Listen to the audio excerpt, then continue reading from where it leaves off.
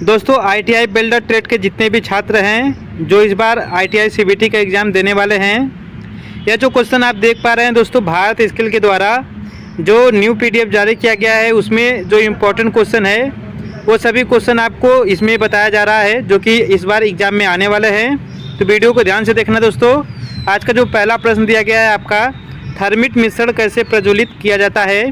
तो option number दिया गया है आपका यहाँ पर फायर स्टिक द्वारा, डीजल द्वारा, पेट्रोल द्वारा या फिर आपका मैग्नीशियम रिबन द्वारा। ठीक है, तो आपका राइट आंसर होगा option number D, magnesium ribbon. चलिए अगला प्रश्न देखते हैं दोस्तों। अगला प्रश्न दिया गया है आपका, फ्रिक्शन वेल्डिंग प्रक्रिया में गर्मी का स्रोत क्या है। ठीक है, तो ऑप्शन नंबर आपका यहाँ पर दिया गया है आंतरिक ताप, रासायनिक ताप, विद्युत ताप या फिर थ्रेड हीटिंग। ठीक है, तो ऑप्शन नंबर आपका ए राइट आंसर हो जाएगा, ये आंतरिक ताप। अगला प्रश्न दिया गया है आपका कि सीट मेटल वेल्डिंग में किस प्रकार की ध्रुवता का प्रयोग किया जाता है। ठीक है, तो ऑप्शन नंबर दिया गया है यहाँ पर सीधी ध्रुवता, AC ट्रांसफार्मर, रेक्टिफायर सेट या फिर आपका रिवर्स पोलरिटी यानी कि विपरीत ध्रुवता। ठीक है, तो right answer option number D होगा आपका, विपरीत ध्रुवता। चलिए अगला प्रश्न देखते हैं। अगला प्रश्न दिया गया है, सिलेंडर वाल्व खोलने के लिए किस उपकरण का प्रयोग किया जाता है। ऑप्शन नंबर दिया गया है कटाई प्लेयर, स्पेंडल की, समयोज स्पेनर या रेंच। तो ऑप्शन नंबर आपका बी राइट आंसर हो जाएगा, स्पेंडल की। अगला प्रश्न दिया गया है आपका कि प्लेन कार्बन स्टील का पोस्ट हीटेड तापमान क्या है। ठीक है, पोस्ट हीटेड तापमान पूछा है। ऑप्शन नंबर दिया गया है 100 से 300 डिग्री सेल्सियस, 400 से 500 डिग्री सेल्सियस, 500 से 550 डिग्री सेल्सियस या फिर 350 से 400 डिग्री सेल्सियस। ठीक है, ऑप्शन नंबर ए आपका राइट आंसर हो जाएगा, 100 डिग्री सेल्सियस से 300 डिग्री सेल्सियस तक। अगला प्रश्न दिया गया है कि कौन सी ऊष्मा उपचार प्रक्रिया पदार्थ को नरम करने और मशीनिंग के लिए प्रयुक्त है। ठीक है, ऑप्शन नंबर दिया गया है नॉर्मलाइजिंग, टेम्परिंग, केस हार्डिंग या फिर एनलिंग। ठीक है, तो option number D right answer हो जाएगा आपका, एनलिंग। अगला प्रश्न दिया गया है कि कौन सी विधि सरफेसिंग विधि के लिए चिकनी और पतली परत के लिए उपयुक्त है। ठीक है, ऑप्शन नंबर दिया गया है submerged arc welding, MIG welding, shielded metal arc welding या फिर प्लाज्मा वेल्डिंग। ठीक है, राइट आंसर हो जाएगा आपका प्लाज्मा वेल्डिंग। अगला प्रश्न दिया गया है कि वेल्ड बीट पर अर्ध परिपत्र को जमा करने वाले का नाम बताना है आपको। ठीक है, ऑप्शन नंबर दिया गया है शुद्धिकरण, सीलिंग रन, अंडरकट या क्रेटर। ऑप्शन नंबर ए राइट आंसर हो जाएगा, शुद्धिकरण। ठीक है, अगला है आपका कि प्लाज्मा आर्क वेल्डिंग में किस इलेक्ट्रोड का प्रयोग करते हैं। ऑप्शन नंबर दिया गया है cast iron, tungsten, mild steel या फिर आपका stainless steel. Option number B right answer हो जाएगा, टंगस्टन। अगला प्रश्न है आपका, क्लैंप का प्रकार कौन सा है। ठीक है, इसका नाम बताना है आपको। ऑप्शन नंबर दिया गया है यू क्लैंप, जिग और फिक्चर, स्क्रू क्लैंप या सी क्लैंप। ऑप्शन नंबर आपका डी राइट आंसर हो जाएगा, सी क्लैंप। चलिए अगला प्रश्न दिया गया है आपका, वेल्डिंग मशीन में अर्थ क्लैंप बनाने के लिए किस धातु का प्रयोग करते हैं। ठीक है, ऑप्शन नंबर दिया गया है लोहा, एल्यूमिनियम, तांबा मिश्रित धातु या फिर पीतल।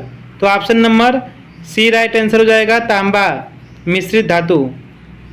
अगला प्रश्न है कि एक रेजिस्टेंस वेल्डिंग विधि कौन सी है। ठीक है, तो ऑप्शन नंबर दिया गया है forge welding, thermit welding, spot welding या एक्सप्लोजिव वेल्डिंग। ऑप्शन नंबर आपका सी राइट आंसर हो जाएगा, स्पॉट वेल्डिंग।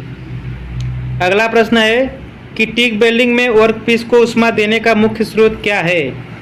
ऑप्शन नंबर दिया गया है टॉर्च द्वारा, इलेक्ट्रोड द्वारा, केबल करंट या फिर आपका ट्यूब के द्वारा। तो option number C right answer हो जाएगा आपका, केबल करंट। चलिए अगला प्रश्न है कि चीजल में भंगुरता को दूर करने के लिए कौन सी ऊष्मा उपचार प्रक्रिया कार्यरत है। ऑप्शन नंबर दिया गया है हार्डनिंग, नॉर्मलाइजिंग, टेम्परिंग या एनलिंग। तो राइट आंसर हो जाएगा आपका ऑप्शन नंबर सी, टेम्परिंग। अगला प्रश्न है कि आपका किस विधि सरफेसिंग को किसी भी स्थिति या स्थान पर किया जा सकता है। तो ऑप्शन नंबर दिया गया TIG welding, MIG welding, shielded metal arc welding या submerge arc welding. Option number C right answer हो जाएगा, सील्डेड मेटल आर्क वेल्डिंग। ठीक है, SMAW। चलिए अगला प्रश्न है आपका कि कच्चा लोहा का पूर्व तापमान क्या है। ऑप्शन नंबर दिया गया है 250 से 350 डिग्री सेल्सियस, 200 से 310 डिग्री सेल्सियस, 350 से 450 तक, या फिर 300 से 350 डिग्री सेल्सियस। ठीक है, राइट आंसर हो जाएगा आपका ऑप्शन नंबर बी, 200 से 310 डिग्री सेल्सियस। ठीक है, चलिए अगला प्रश्न है आपका, पतली चादर को संभालने के लिए कौन सी सुरक्षा को अपनाया जाता है। ऑप्शन नंबर दिया गया है हाथ की स्क्रीन, हाथ के दस्ताने, चिमटा व क्लैंप। ठीक है, option number B right answer हो जाएगा, हाथ के दस्ताने।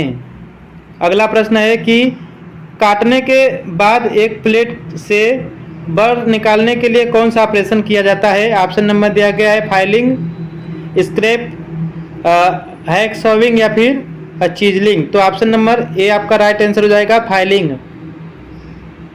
चलिए अगला प्रश्न देखते हैं। अगला प्रश्न आपका दिया गया है कि गैस वेल्डिंग में प्रयोग किए जाने वाली माइल्ड स्टील फिलर रॉड पर तांबा कोटिंग का उद्देश्य क्या है। ठीक है, ऑप्शन नंबर है आपका नमी रोधक, जल रोधक, जंग रोधक, या फिर आपका फिलर डायमीटर को बढ़ाना। ठीक है, option number C right answer हो जाएगा, जंग रोधक।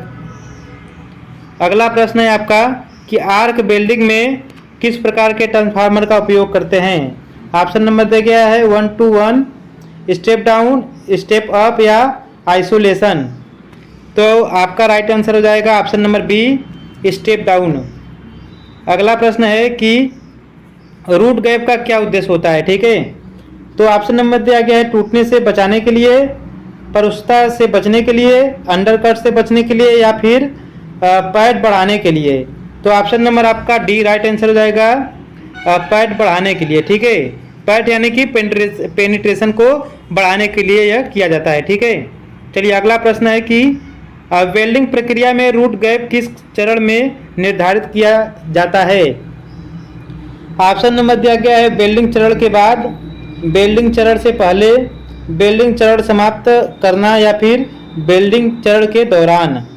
ऑप्शन नंबर आपका यहाँ पर बी राइट आंसर हो जाएगा, वेल्डिंग चरण से पहले। ठीक है, चलिए अगला प्रश्न है कि नंगे तार इलेक्ट्रोड में किस प्रकार की ध्रुवता का उपयोग किया जाता है।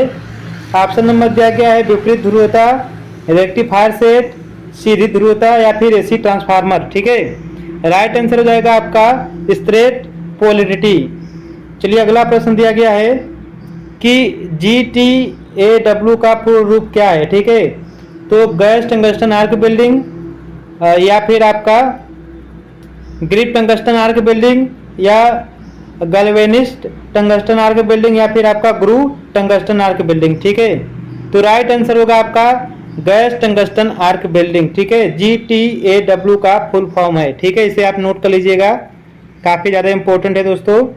चलिए अगला प्रश्न है कि नॉन डिस्ट्रक्टिव टेस्ट कितने प्रकार के होते हैं। ठीक है, तो 4 टाइप के होते हैं, 5 टाइप के, 3 टाइप के, या फिर आपका 2 टाइप के। ठीक है, राइट आंसर हो जाएगा आपका ऑप्शन नंबर सी, 3 टाइप के होते हैं। चलिए अगला प्रश्न आपका है कि दिए गए फिलेट वेल्ड में एक्स के रूप में चिन्हित भाग का नाम बताना है। ठीक है, इसका नाम बताना है। ऑप्शन नंबर दिया गया है यहाँ पर ट्रेवल की दिशा, बेस फेल्ड, बेल्ट मेटल, या फिर आपका टी ज्वाइंट। तो आपका ऑप्शन नंबर ए राइट आंसर हो जाएगा, ट्रेवल की दिशा। अगला प्रश्न है कि कौन सी फाइल की चौड़ाई उसकी लंबाई के समांतर होती है। ठीक है, ऑप्शन नंबर दिया गया है हैंड फाइल, फ्लैट फाइल, घुमावदार फाइल, रास्प फाइल। ऑप्शन नंबर आपका यहाँ पर ए राइट आंसर हो जाएगा, हैंड फाइल। अगला प्रश्न है कि दिखाए गए भाग एक्स का आपको नाम बताना है। ठीक है, इसका नाम बताना है आपको। ऑप्शन नंबर दिया गया है यहाँ पर फ्रेम, लंबाई, समायोजन, फ्रेम या फिक्स्ड फ्रेम, या हैंडल। ऑप्शन नंबर ए राइट आंसर हो जाएगा फ्रेम लंबाई समायोजन। ठीक है, ये आपका राइट आंसर हो जाएगा। अगला प्रश्न है कि गैस सिलेंडर खोलने के लिए किस प्रकार के हाथ उपकरण का प्रयोग किया जाता है। तो ऑप्शन नंबर दिया गया है यहाँ पर एलन की, स्पेंडल की, एक्स की या फिर D E spanner. Option number B right answer हो जाएगा आपका स्पेंडल की का सिलेंडर वाल्व खोलने के लिए प्रयोग किया जाता है। ठीक है, चलिए अगला प्रश्न है कि बोल्डेड बीट पर लावा हटाने के लिए किस उपकरण का प्रयोग करते हैं। ऑप्शन नंबर दिया गया है chipping hammer, chisel, ball peen hammer या फिर try square. Option number A आपका राइट आंसर हो जाएगा चिपिंग हैमर। अगला प्रश्न है कि 0.8 mm के हाथ हेक्सा ब्लेड का ग्रेड क्या है। ऑप्शन नंबर दिया गया है फाइन, मध्यम, कोर्स या रफ। ऑप्शन नंबर पर ए राइट आंसर हो जाएगा फाइन। चलिए अगला प्रश्न है कि ए प्रतीक दिखाने वाले बेल्ट जॉइंट का नाम बताना है। ठीक है, तो ऑप्शन नंबर दिया गया है यहाँ पर एकल भी but belt, square but belt या फिर आपका सिंगल जे बट या बैकिंग बेल्ट। ऑप्शन नंबर आपका यहाँ पर बी राइट आंसर हो जाएगा स्क्वायर बट बेल्ट। ठीक है, चलिए अगला प्रश्न है कि गैस लेजर टाइप वेल्डिंग में आमतौर पर किस गैस का उपयोग किया जाता है। ऑप्शन नंबर आपका यहाँ पर ए राइट आंसर हो जाएगा कार्बन डाइऑक्साइड। ठीक है, यहाँ पर 4 ऑप्शन दिए गए हैं नियान, ऑक्सीजन और आर्गन। इनमें से आपका ऑप्शन नंबर ए राइट आंसर हो जाएगा कार्बन डाइऑक्साइड। चलिए अगला प्रश्न है कि स्पॉट वेल्डिंग मशीन में एक्स के रूप में चिन्हित भाग का नाम बताना है। इसका नाम बताना है आपको। यहाँ पर ऑप्शन नंबर दिए गए हैं इलेक्ट्रोड, पाइन बोट, पॉइंट या फिर एयर सिलेंडर या आपका रॉकर आर्म। तो राइट आंसर होगा option number B pivot point, यह आपका राइट आंसर हो जाएगा। अगला प्रश्न है कि ओवर हेड क्रेन फ्रेम की जांच करते समय किस प्रकार के सुरक्षा उपकरण पहने जाते हैं। ऑप्शन नंबर दिए गए हैं हाथ के दस्ताने, एप्रोन, हेलमेट या हाथ की स्क्रीन। ये आपका option number C right answer हो जाएगा हेलमेट।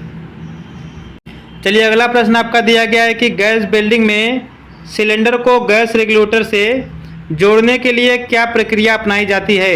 ऑप्शन नंबर दिया गया है कनेक्शन से पहले वाल्व को खोलना, वाल्व को कुछ मिनट के लिए खोलना या एक लंबी अवधि के लिए वाल्व खोलना या आपका कुछ सेकंड के लिए वाल्व खुला और बंद वाल्व ना। Option number D right answer हो जाएगा कुछ सेकंड के लिए खुला और बंद वाल्व रखते हैं। ठीक है, चलिए अगला प्रश्न है वेल्डिंग ऑपरेशन के दौरान टॉक्सिक धुएं से कैसे बचा जा सके। ऑप्शन नंबर दिया गया है हैंड स्किन का उपयोग करके, हेलमेट पहनकर या श्वसन यंत्र पैड का उपयोग करके या फिर चमड़े के एप्रन का प्रयोग करके। ठीक है, option number C right answer हो जाएगा आपका